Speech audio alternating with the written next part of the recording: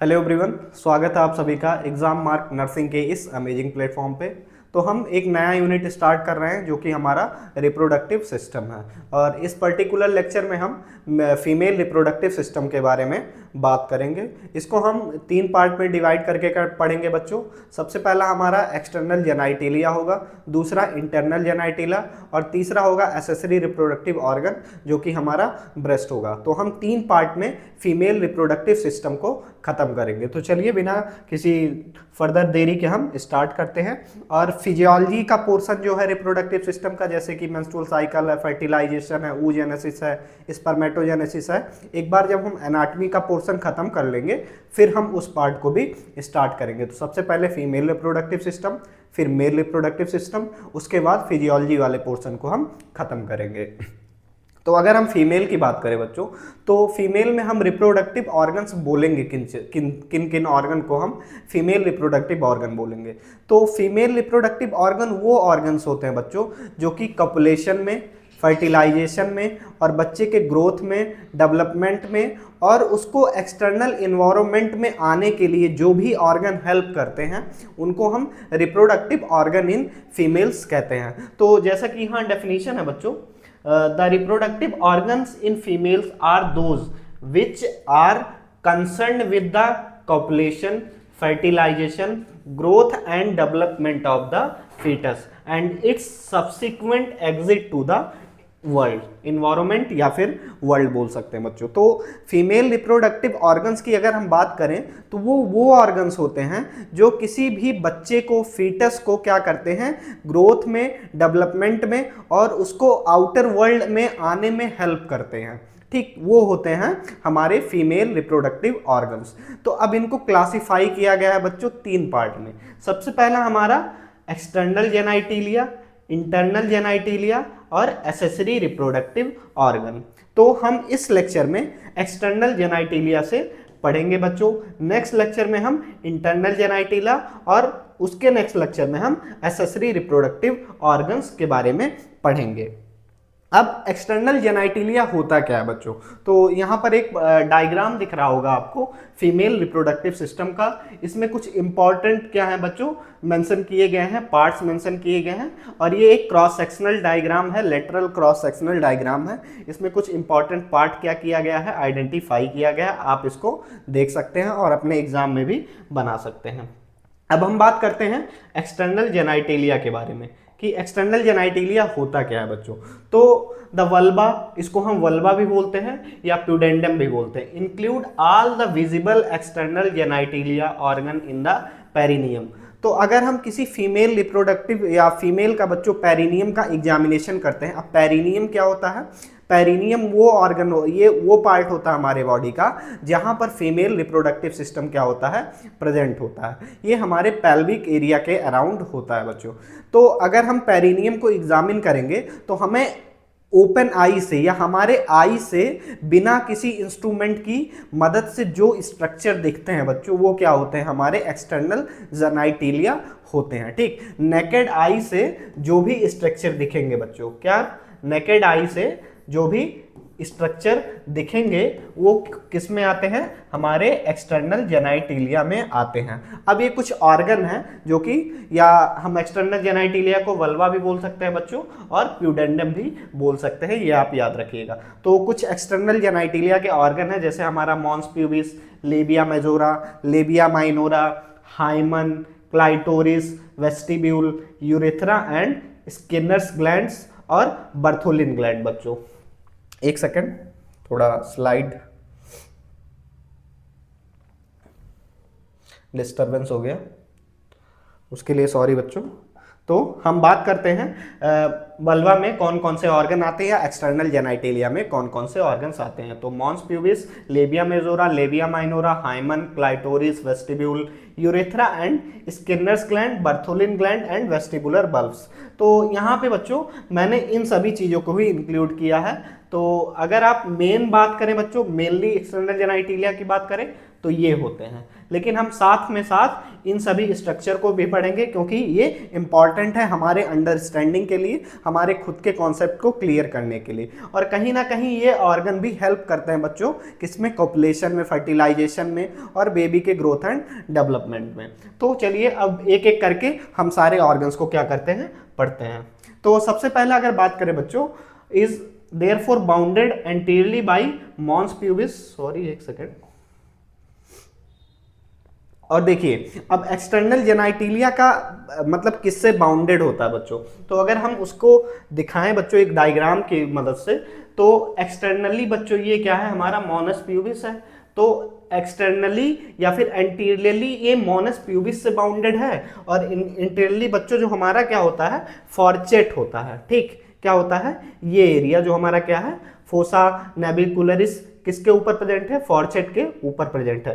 तो जो हमारा एक्सटर्नल जेनाइटिलिया होता है बच्चों या वोल्वा होता है, वो एंटीरियरली मॉन्स प्यूबिस और पोस्टीरियरली बच्चों रेक्टम, और लेटरली जो हमारे जेनाइटो क्रूरल फोल्ड्स हैं उनके बीच में प्रेजेंट होता है। तो अगर हम इस डायग्राम में बात करें तो एंटीरियरली क्या प्रेजेंट है बच्चों, हमारा मॉनस प्यूबिस प्रेजेंट है, पोस्टीरियरली हमारा क्या प्रेजेंट है, रेक्टम प्रेजेंट है, और लेटरली हमारा क्या प्रेजेंट है, जो हमारे जेनाइटरी यूट्रिनल फोल्ड्स प्रेजेंट होते हैं वो प्रेजेंट है। तो आप इन इसके अराउंड जो हमारा क्या होता है, एक्सटर्नल जेनाइटिला प्रेजेंट होता है।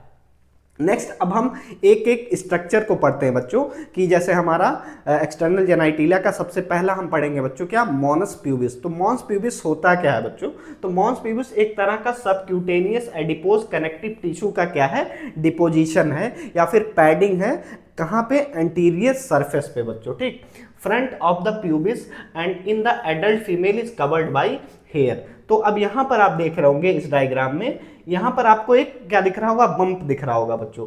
तो ये क्या है, फैटी टिश्यू का, सबक्यूटेनियस एडिपोज टिश्यू का क्या है बच्चों, डिपोजिशन है। और मॉनस प्यूबिस प्रेजेंट कहाँ होता है, जो हमारी सिम्फाइसिस प्यूबिस बोन होती है बच्चों, या प्यूबिस सिम्फाइसिस बोन होती है, उसी के जस्ट ऊपर प्रेजेंट होती है बच्चों। और एडल्ट की बात करें तो उसमें हेयर भी पाया जाता है बच्चों। The hair pattern cutaneous of most human in triangular with the base directed upward. अब जो ये हेयर का पैटर्न है बच्चों, वो भी किसी एक पर्टिकुलर पैटर्न में होता है, क्योंकि ये हमें प्रिवेंट करता है बच्चों, या फिर जो फीमेल्स होती हैं उनको प्रिवेंट करता है तरह तरह के बैक्टीरियल इन्फेक्शन से, माइक्रो ऑर्गेनिज्म से, क्या करता है, हमारे वल्वा को या हमारे वेस्टिब्यूल को क्या करता है बच्चों, प्रिवेंट करता है। ठीक, अब नेक्स्ट बात करते हैं हमारे किस स्ट्रक्चर के बारे में, लेबिया मेजोरा के बारे में। हमने मॉनस प्यूबिस के बारे में बात कर लिया, अब हम लेबिया मेजोरा की बात करते हैं। तो the vulva is bounded on each side by the elevation of skin and subcutaneous tissue which form the labia majora. तो जो हमारा वल्वा है बच्चों, या फिर हम वेस्टिब्यूल बोलते हैं, ये हमारा क्या है बच्चों, वेस्टिब्यूल है। ठीक, तो वेस्टिब्यूल बच्चों बाउंडेड है, किससे बाउंडेड है, सबक्यूटेनियस टिश्यूज के फोल्ड से। ठीक, किससे बच्चों, सबक्यूटेनियस टिश्यू का, या एक तरह का एलिवेशन है बच्चों ईच साइड पे। मतलब ये जो आप कलर देख रहे हैं, ठीक, ये क्या होता है, जो हमारा रेस्ट ऑफ द पार्ट होता है वल्वा का, उससे क्या होता है, एलिवेटेड होता है बच्चों, और एक फोल्डिंग की तरह प्रेजेंट होता है। ठीक, which form the labia majora. तो ये जो बम्प है या फिर जो एलिवेशन है, किससे मिलकर बना है, सबक्यूटेनियस टिश्यू से, एपिथेलियल टिश्यू से मिलकर बना है, ये क्या करता है, एक एलिवेशन बनाता है, उसी को हम क्या बोलते हैं, लेबिया मेजोरा बोलते हैं। The skin on the outer convex surface is pigmented and covered with hair follicle. On the other hand the thin skin on the inner surface has सिवेसियस gland but no hair follicle. तो जो हमारा अब labia majora है बच्चों, ठीक, ये हमारा सपोज करिए एक साइड का क्या है, ये लेबिया मेजोरा है। तो जो अगर हम इसके आउटर सरफेस की बात करें तो वो किससे कवर्ड है बच्चों, हेयर फॉलिकल से कवर्ड है, और ये हाफ पोर्शन की बात कर रहा है जो कि आउटर साइड में प्रेजेंट है। और ये क्या है बच्चों, पिगमेंटेड है, मतलब इसका जो कलर होगा थोड़ा डार्क होगा। ठीक, और इसमें हेयर फॉलिकल भी प्रेजेंट है। जो आउटर सरफेस है वो क्या है, पिगमेंटेड है, पिगमेंटेड है, और हेयर फॉलिकल भी प्रेजेंट है बच्चों। ठीक, हेयर फॉलिकल भी प्रेजेंट है। और इनर सरफेस क्या होती है बच्चों, थिन होती है, क्या होती है, थिन होती है और इस पे कोई हेयर फॉलिकल नहीं होता है और सीबेसियस ग्लैंड्स प्रेजेंट होती हैं, हालांकि जो हमारा इनर सरफेस होता है। तो ये हो गया कुछ लेबिया मेजोरा के बारे में, और आप इस डायग्राम में बच्चों देख रहे होंगे उसका स्ट्रक्चर। अब अगर और इसकी बात करें और डिटेल में जाएं तो दो labia majora are covered with squamous epithelium and contain sweat gland beneath the skin there is a dense connective tissue and adipose tissue। तो जैसा कि मैंने बताया था बच्चों कि जो हमारा फोल्ड बन रहा है, जो एलिवेशन बन रहा है, वो किसकी वजह से बन रहा है, क्योंकि उसके नीचे सबक्यूटेनियस फैट्स प्रेजेंट होते हैं और जो उसकी कवरिंग होती है बच्चों वो स्क्वैमस इपिथेलियल टिश्यू की होती है। The labia majora are homologous to the scrotum. तो अगर हम मेल से कंपेयर करें तो जो मेल में स्क्रॉटम पाया जाता है उसी का होमोलॉगस ऑर्गन है हमारा क्या, लेबिया मेजोरा। ठीक, तो ये लेबिया मेजोरा के बारे में हो गया। नेक्स्ट अब हम बात करते हैं लेबिया माइनोरा के बारे में।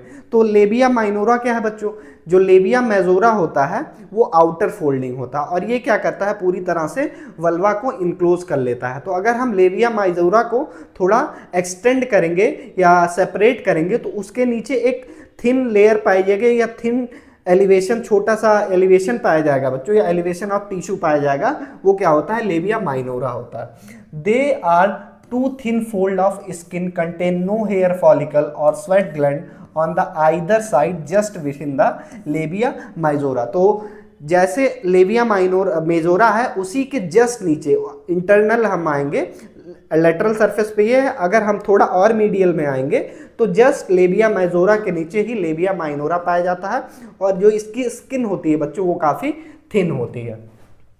Anteriorly they divide to the enclose the clitoris and unite with each other in front and behind the clitoris to form the prepuce and frenulum respectively। अब ये कहना क्या चाहता है बच्चों कि जो हमारा लेबिया माइनोरा है वो इनक्लोज है। अभी मैं आगे डायग्राम में आपको बताता हूँ। The lower portion fuses across the mid line to form a fold of the skin known as the fourchette. तो आप ये एक याद रखिएगा बच्चों, तीसरा ये और दूसरा हमारा क्या था बच्चों, दूसरा ये था और पहला ये प्रिप्यूस, ये याद रखिएगा। अभी हम डायग्राम में दिखाते हैं हम आपको। तो ये क्या है बच्चों, हमारा लेबिया माइनोरा है। ये हमारा क्या है, लेबिया माइनोरा है। ठीक, ये यहाँ से ऊपर गया है और नीचे भी क्या किया है बच्चों, इनक्लोज किया। और अगर हम पोस्टीरियर आएंगे तो यहाँ पे आके ज्वाइंट हो रहा है। तो जहाँ पे ये एंटीरियरली ज्वाइंट हो रहा है बच्चों, मतलब आगे की सरफेस पे ज्वाइंट हो रहा है, एक सेकेंड, ठीक, इस सरफेस की बात करें तो आप देख रहे होंगे कि जो लेबिया माइनोरा है बच्चों वो क्या कर रहा है, क्लाइटोरिस के ऊपर जाके ओवरलैप कर रहा है। तो जो ऊपर वाला पार्ट है बच्चों उसको हम फॉर्चेट, नीचे वाले पार्ट को क्या, ऊपर वाले पार्ट को प्रप्यूस कहते हैं। क्या कहते हैं, प्रप्यूस। ठीक, और नीचे जो ज्वाइंट हो रहा है उसको हम फ्रीनुलम बोलते हैं। क्या बोलते हैं, फ्रीनुलम बोलते हैं। और जो नीचे यहाँ पे आके ज्वाइंट हो रहा है, क्लाइटोरिस के ऊपर क्या था, प्रोप्यूस था और क्लाइटोरिस के नीचे क्या था, फ्रीनुलम था। और जो यहाँ पे आके ज्वाइंट हो रहा है इसको हम क्या बोलते हैं, फॉर्चेट बोलते हैं। ठीक, तो यही यहाँ पर दिखा रहा था बच्चों कि anteriorly they divide enclose the clitoris unite with each other front and behind the clitoris to form the prepuce and frenulum. तो अगर ये हमारा क्या बच्चों, लेबिया माइनोरा है और बीच में ये क्या है, क्लाइटोरिस है। ठीक, तो एंटीरियरली बच्चों ये कुछ इस तरह से आ रहा है। ठीक, ऊपर वाला जो सरफेस है ये क्या है, प्रिप्यूस है, प्रिप्यूस है। ठीक, और यहाँ पे जो क्लाइटोरिस के साथ फोल्डिंग बना रहा है ये क्या है, हमारा फ्रीनुलम है, फ्रीनुलम है। ठीक, और यहाँ पे जो पोस्टीरियर सरफेस पे आके ज्वाइन हो रहा है ये क्या है, फॉर्चेट है, फॉर्चेट है बच्चों, फॉर्चेट। ठीक, तो ये स्ट्रक्चर आप याद रखेंगे किसमें, हमारे लेबिया माइनोरा में। और यहाँ पे कुछ और दिया गया है बच्चों, between the fourchette and vaginal orifice is the fossa navicularis. अब फोसा नेविकुलरिस क्या होता है, तो अगर हम इस पर्टिकुलर डायग्राम की बात करें बच्चों, ये क्या है, हमारा फॉर्चेट है और ये हमारा क्या है बच्चों, वजाइनल ओरिफाइस है। तो वजाइनल ओरिफाइस और फॉर्चेट के बीच में फोसा नेविकुलरिस पाया जा रहा है। अब फोसा नेविकुलरिस क्या होता है? फोसा नेविकुलरिस एक तरह का बच्चों डिप्रेशन होता है। क्या होता है? डिप्रेशन होता है। किसमें? मतलब एक तरह का इसमें थोड़ा सा गड्ढे टाइप का बच्चों, बूट शेप का होता है ये। और मेनली बच्चों ये मेल में प्रेजेंट होता है। जो मेल की यूरेथ्रल ओपनिंग होती है वहां पे यूरेथ्रा थोड़ा सा डायलेट करता है, उसको हम फोसा नेविकुलरिस कहते हैं। और फीमेल में बच्चों फॉर्चेट और वजाइनल ओरिफाइस के बीच में फोसा नेविकुलरिस पाया जाता है, जो स्लाइट थोड़ा सा डिप्रेशन होता है। ओरिफाइस को भी हम इसमें इंक्लूड कर सकते हैं कि जहाँ पे वजाइनल ओपनिंग है और फॉर्चेट के बीच में थोड़ा सा क्या है? डिप्रेशन है, मतलब जो एक गड्ढे टाइप का है हल्का सा उसके बीच में। The folds contain connective tissue, numerous सीवेसियस gland and vessel, erectile muscle, fibrous and nerve ending. तो जैसा कि हम जानते हैं बच्चों, जो हमारी लेबिया माइनोरा है वो काफ़ी सेंसिटिव होती है और यहाँ पे वेस्कुलर सप्लाई बहुत हाई होती है, बहुत डेंस होती है और वेरियस नर्व एंडिंग प्रेजेंट होते हैं हमारे लेबिया माइनोरा में। Labia minora are homologous to the penile urethra. तो जो हमारा लेबिया माइनोरा है बच्चों, वो मेल के पिनाइल जो यूरेथ्रा होता है उसका होमोलागस है। Part of the skin of the penis in males. ठीक, तो ये हो गया किसके बारे में? लेबिया माइनोरा के बारे में। नेक्स्ट अब बात करते हैं बच्चों क्लाइटोरिस के बारे में। क्लाइटोरिस क्या है बच्चों? एक तरह का क्या है? होमोलॉगस है किसका? पेनिस का। जैसे मेल में क्या होता है बच्चों? पेनिस होता है, उसी का होमोलॉगस है हमारा clitoris. It is A small cylindrical erectile body measuring about the 1.5 to 2 centimeter situated in the most anterior part of the vulva।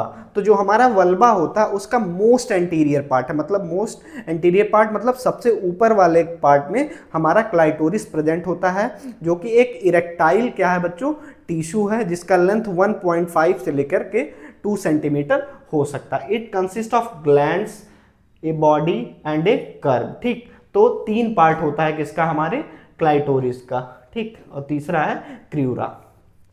The clitoris consist of 2 cylindrical corpora cavernosa erectile tissue. तो जो clitoris में erectile tissue है बच्चों उसको हम corpora कार्वेनोसा कहते हैं। The gland is covered by squamous epithelium and richly supplied within the nerve। तो जो हमारा क्लाइटोरिस होता है बच्चों वो भी क्या होता है? मोस्ट सेंसिटिव ऑर्गन है। क्लाइटोरिस कहाँ प्रेजेंट होता है? वल्वा के एंटीरियर पार्ट पे प्रेजेंट होता है बच्चों, और ये इंटायरली कवर्ड होता है। जो हमारा क्लाइटोरिस है वो टिश्यू से कवर होता है, उसका सिर्फ ग्लैंस वाला पार्ट दिखता है बच्चों। एक छोटा सा प्रोजेक्शन होता है हमारे वल्वा के एंटीरियर पार्ट पर, और इसका लेंथ अप्रॉक्स बच्चों 1.5 से लेके 2 सेंटीमीटर होता है। और इसके 3 पार्ट होते हैं, एक हमारा ग्लैंस, दूसरा बॉडी और तीसरा 2 कॉर्प्यूरा होते हैं बच्चों। ठीक, और ये क्या है बच्चों? इरेक्टाइल टिश्यू है और इसमें वेरियस नर्व एंडिंग्स प्रेजेंट होती है। नर्व सप्लाई बहुत क्या होती है? हाईली डेंस होती है बच्चों। ठीक, तो यहाँ पर आपको डायग्राम दिख रहा होगा बच्चों। ठीक, जो ये टिप वाला पार्ट क्या होता है? विजिबल होता है बच्चों। रेस्ट ऑफ द पार्ट क्या होता है? कवर्ड होता है टिश्यू से। तो इसको हम क्या बोलते हैं? ग्लांस क्लाइटोरिस या क्लाइटोरल ग्लांस भी बोलते हैं। फिर उसके बाद इसके जस्ट बिहाइंड में बच्चों क्या होता है? क्लाइटोरल बॉडी होती है, और उसके बाद ये क्या है बच्चों? हमारा क्यूरा ऑफ क्लाइटोरिस है, जो कवर्ड है किससे बच्चों? हमारे यूरेथ्रल ओपनिंग जो होती है, या फिर जो हमारा एक टिश्यू होता है, वेस्टिब्यूलर बल्ब्स होते हैं, उसके अराउंड प्रेजेंट होता है हमारा क्रियूरा ऑफ क्लाइटोरिस। और ये कितने नंबर में होते हैं बच्चों? 2 नंबर में होते हैं। एक हमारा लेफ्ट साइड, दूसरा हमारा राइट साइड में होता है। तो क्लाइटोरिस किसका होमोलॉगस ऑर्गन है बच्चों? हमारे पेनिस का होमोलॉगस ऑर्गन है। The vessels of the clitoris are connected with the vestibular bulb and are liable to injure during child birth. तो जो हमारा क्लाइटोरिस की ब्लड सप्लाई होती है बच्चों, वो किससे कनेक्टेड होती है? जो हमारा वेस्टिबुलर बल्ब होता है, ये स्ट्रक्चर आपको जो दिख रहा होगा किसके अराउंड? जो हमारा वजाइनल ओरिफाइस है, यूरेथ्रल ओपनिंग है, उसके अराउंड जो स्ट्रक्चर दिख रहा होगा, इसको हम क्लाइटोरिस या वेस्टिबुलर बल्ब बोलते हैं। तो इसकी ब्लड सप्लाई क्लाइटोरिस की ब्लड सप्लाई से कनेक्टेड होती है, और चाइल्ड बर्थ के दौरान इसमें क्या होता है? चांसेस होते हैं बच्चों इंजरी के। It is attach to the under surface of the symphysis pubis by the suspensory ligament. ठीक, तो जो हमारा क्लाइटोरिस होता है बच्चों वो सिम्फाइसिस प्यूबिस से कनेक्टेड होता है। ये हमारा क्या है, सिम्फाइसिस प्यूबिस है, तो उसके पोस्टीरियर जो नीचे की तरफ सरफेस है उससे कनेक्टेड होता है। कौन से लिगामेंट से? सस्पेंसरी लिगामेंट से। नेक्स्ट अब बात करते हैं बच्चों वेस्टिब्यूल के बारे में। तो ये हमारा तीसरा पार्ट है। हमने क्या पढ़ लिया? मोनस प्यूबिस पढ़ लिया, लेविया मेजोरा पढ़ लिया, लेविया माइनोरा पढ़ लिया, क्लाइटोरिस पढ़ लिया। अब हम वेस्टिब्यूल के बारे में बात करते हैं।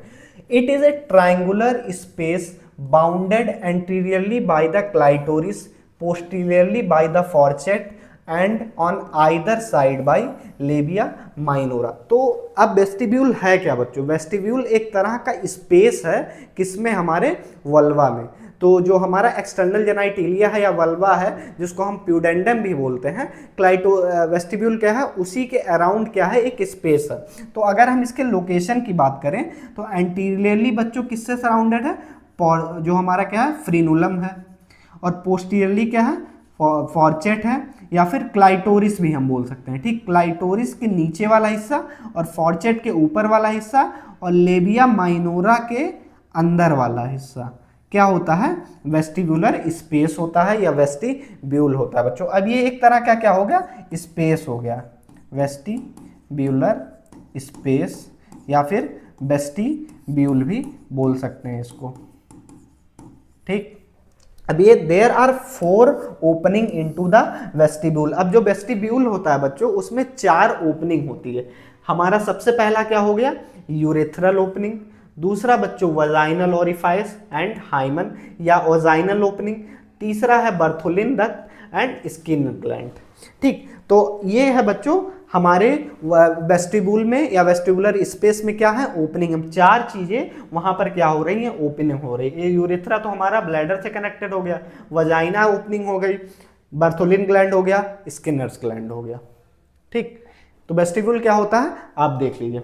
अब यहां पर क्या दिख रहा होगा बच्चों? यूरेथ्रल कैरिनिकुलाई दिख रहा होगा, मतलब ये जो यूरेथ्रा की ओपनिंग है वो दिख रही है। तो the opening is situated in the mid line just in front of the vaginal. ठीक, तो जो हमारा यूरेथ्रल ओपनिंग है बच्चों वो जस्ट वजाइना के क्या होती है? ऊपर होती है, 1 से 1 centimetre below the pubic arch. जो हमारा प्यूबिक आर्च होता है जस्ट उससे 1 से 1.5 सेंटीमीटर नीचे इसकी क्या होती है बच्चों? ओपनिंग होती है। किसकी ओपनिंग? हमारे यूरेथ्रा की। The para urethral duct open either on the posterior wall of the urethral orifice or directly into the vestibule। तो इसी के अराउंड बच्चों क्या होती हैं? पैरा यूरेथ्रल ग्लैंड्स होती हैं, पैरा यूरेथ्रल डक्ट्स होती हैं, उनकी भी ओपनिंग प्रेजेंट होती है। अब वजाइनल ओरिफाइस की बात करें या वजाइनल ओपनिंग की बात करें, ओरिफाइस क्या होता है बच्चों? ओपनिंग को ही क्या कहते हैं? ओरिफाइस भी कहते हैं। The vaginal orifice lies in the posterior end of the vestibule and is of varying size and shape। तो जो हमारा यूरेथ्रल ओरिफाइस था या यूरेथ्रल ओपनिंग थी बच्चों वो एंटीरियर साइड पे प्रेजेंट थी, और vaginal orifice vaginal opening posterior side पे प्रेजेंट होती है। और इसका शेप बच्चों क्या करता है? वेरी करता है, और साइज भी वेरी करता है। अगर हम यूरेथ्रल ओपनिंग की बात करें तो 0.5 सेंटीमीटर के अलॉन्ग होती है बच्चों। In vagina and nulliparous, the opening is closed by the labia minora, but in parous it may be exposed। तो अगर हम वर्जिन और मल्टीपैरस की बात करें तो जो हमारी मल्टीपैरस या नलीपैरस मदर होती हैं क्या होती हैं बच्चों? नलीपैरस क्या होती है? नलीपैरस मतलब क्या होता है बच्चों? जिनका कोई भी बच्चा नहीं होता या फिर जिनकी शादी हो गई होती है, लेकिन शादी हो गई होती है लेकिन बच्चे नहीं होते हैं बच्चों। ठीक, तो नलीपैरस में क्या होता है? जो हमारा वजाइनल ओरिफाइस होता है, वजाइनल ओपनिंग होती है, वो लेबिया माइनोरा से क्या होती है? कवर्ड होती है। अगर हम वही मल्टीपैरस की बात करें तो जो उनकी वजाइनल ओरिफाइस होती है वो बच्चों कंप्लीटली कवर्ड नहीं होती है। किससे? लेबिया माइनोरा से। It is incompletely close by a septum of mucous membrane called hymen. तो जो हमारा वजाइना की ओपनिंग है बच्चों वो एक हाइमन से, जो कि म्यूकस मेम्ब्रेन की एक लाइनिंग होती है, सेप्टम होता है, उससे क्या होता है? पार्शली कवर्ड होती है, और ये पार्शली ओपन भी होती है। The hymen is usually rupture at the consumption of marriage on both side in its line by stratified squamous epithelium. तो जनरली बिलीव ये कि आफ्टर मैरिज बच्चों क्या होता है, हाइमन ब्रेक हो जाता है। ठीक, तो ये हो गया किसके बारे में बच्चों हमारे।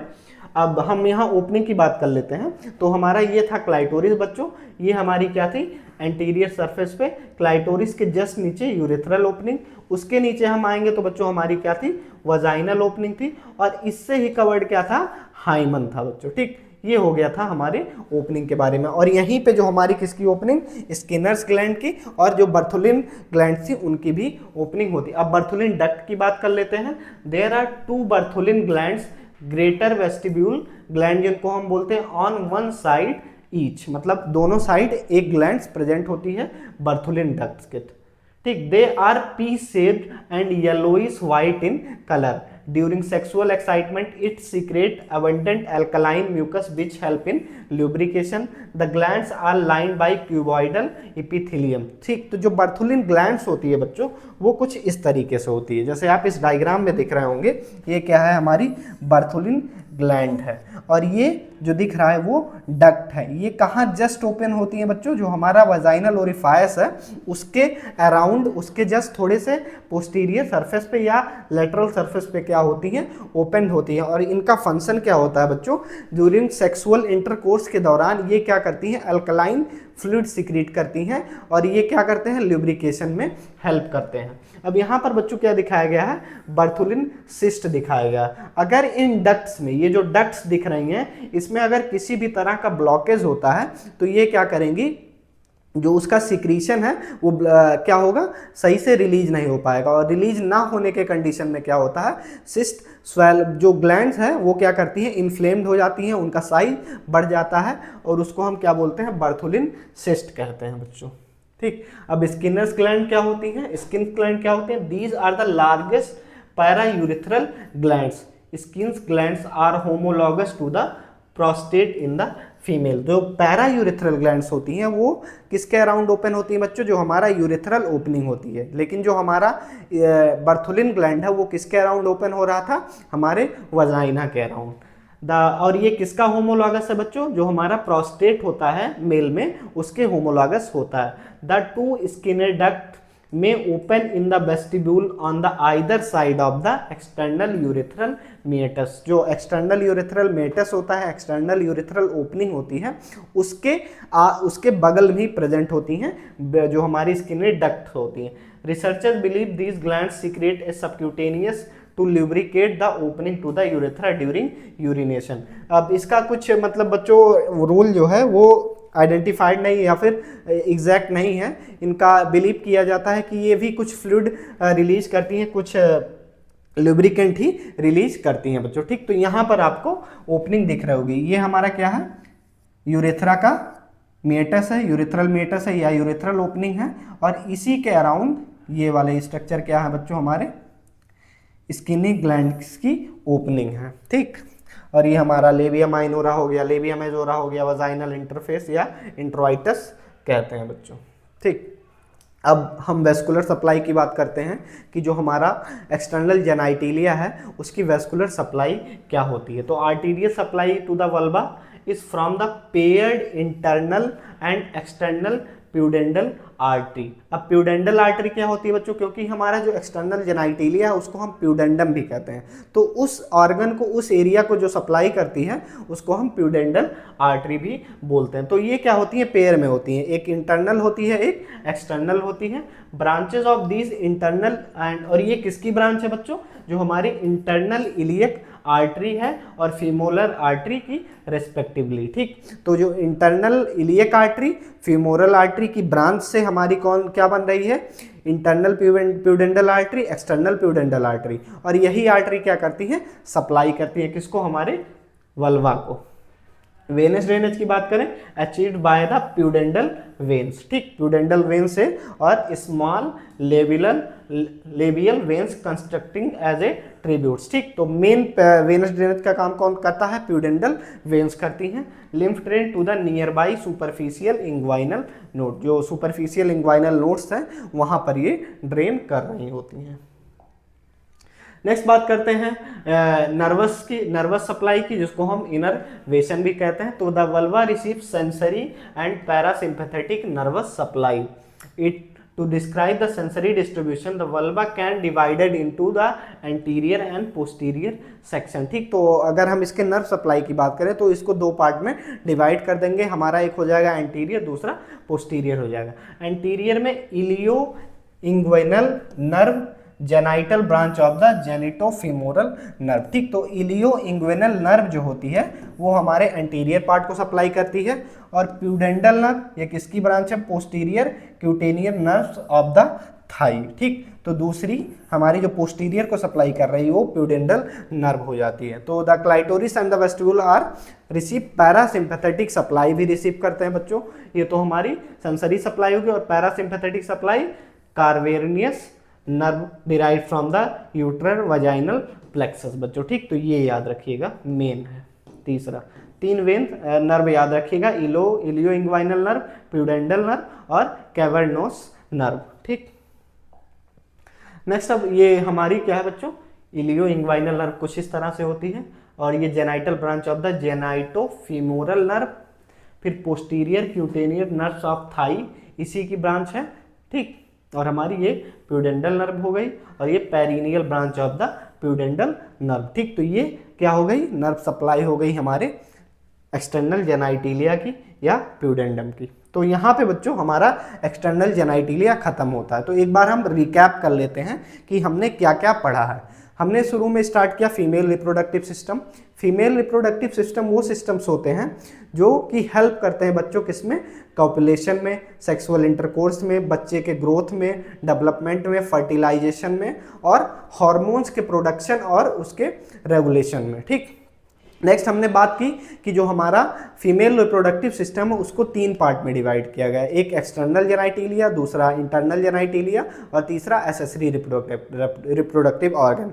एक्सटर्नल जेनाइटिलिया वो ऑर्गन्स होते हैं बच्चों जो कि हम पेरिनियम को एग्जामिन जब करते हैं तो हमारे नेकेड आई से बिना किसी इंस्ट्रूमेंट की यूज से दिखते हैं।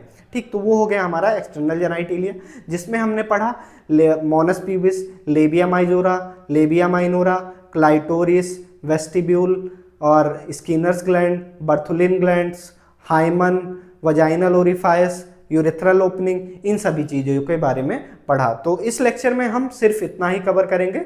हमारा नेक्स्ट लेक्चर होगा बच्चों इंटरनल जेनाइटिलिया के बारे में, जिसमें हम cervix, vagina, uterus, fallopian tube, ovary, इन सभी स्ट्रक्चर को डिटेल में पढ़ेंगे, क्योंकि ये हैं इंपॉर्टेंट है बच्चों हमारे नेक्स्ट जो सब्जेक्ट आएंगे, एमएसएन आएगा, फार्मा आएगा, ओबीजी आएगी, उसके लिए।